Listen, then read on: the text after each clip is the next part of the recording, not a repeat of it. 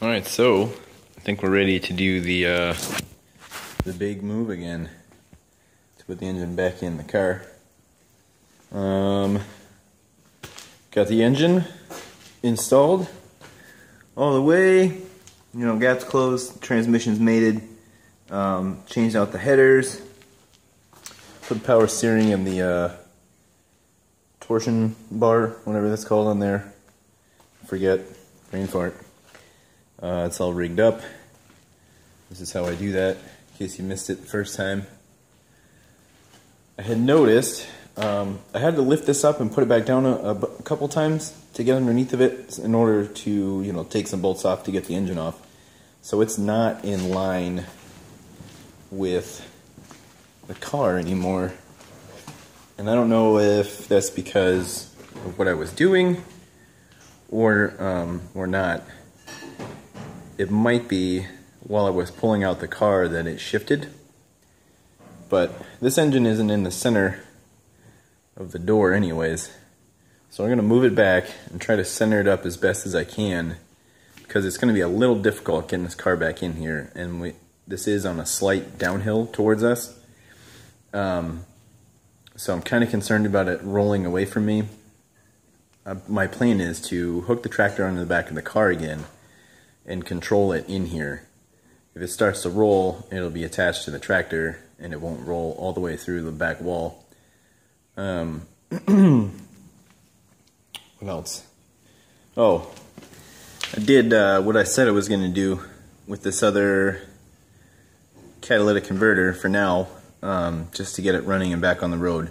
So we have two vehicles. This vehicle has 3 catalytic converters, one for each header and one combined. The other one on the rear cylinders had no media inside the catalytic converter. So that could have caused the failure because of unbalanced pressures and compensation from the computer. Could have caused that one to fail. So what I did, I took all of this heat shielding off and then gingerly cut through all the way around the inner tube in there and then dumped it out. I tried not doing that, but the media that's in there is kind of spongy, and I thought it would just break up in the little chunks if you hit it with a hammer or something. That doesn't really happen, at least with this one. So yeah, I had to cut it out and then pull it out from the inside, weld it back together. Luckily, I had a little notch on there. If you're going to do something like that, make sure you leave yourself a notch or something, or a paint mark, so you know how to line it back up. Luckily, I was able to puzzle it back together the right way. And we'll see, I guess, when I put the rest of that on, if it worked out. But yeah, I welded it back together so there's nothing in there, put the heat shield back on, and it's ready to go. Now both sides of the engine are going to be evenly balanced pressure-wise. What else? I got all the stuff off that I need to take off. The AC compressor, the alternator that was on there is off. The whole intake is off. It's much easier doing this outside of the vehicle. It would be nice if I could do that while it's inside the vehicle. It took no time at all. Wiring harness, you know, it all just falls off when it's outside. It's much easier, which is what I tried to do. Leave as much on as I could. And I got the, I didn't have to take the power steering pump off. What I did was, this electrical connector on the other one was smashed off, so I took that banjo bolt out. And then the, you know, put the old banjo connection on there, removed the cutoff hose that was on there, and this other hose that goes up to the reservoir from the old one, I put that on there. So yeah, that's about it. We have to line this up. Like I said, there's about perpendicular to the front of the car, and it should be centered, sitting about right here. So I'm quite a ways off, and I need to fix that before I move the car. Ideally, I would have a 2-post lift and lift the car straight up and just leave this in place. That way, when I lower the car back down, it's already, you know, exactly where it's supposed to be. That's going to be the tricky part of doing this. Not only making sure that I don't hit anything while I'm lowering the car back down, but once it is lowered, getting these lined up. And I think it shouldn't be that big of a deal. My crane is on dolly, so I can roll it. You know, I have pry bars and stuff, those are amazing. Absolutely essential. Get yourself a bunch of pry bars.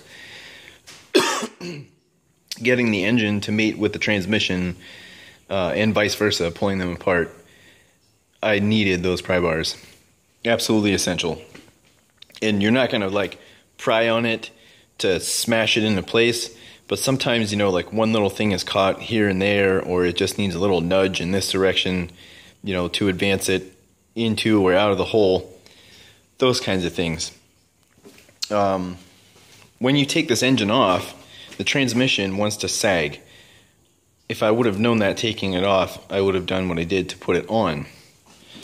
I took a bottle jack and put it underneath right here, under that little pad, to lift it up.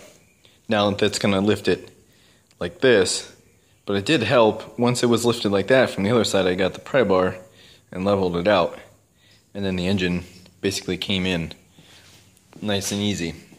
Once I was close enough, then you take your engine bolts, and you want to be really close.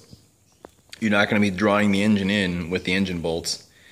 You want to get it in there, as you know, all the way essentially, before you put those bolts in, because you have an aluminum block there and you don't want to strip out those bolts, and they're not the best bolts ever, so you don't want to bend your bolts, mess up the threads. That would be a horrible day.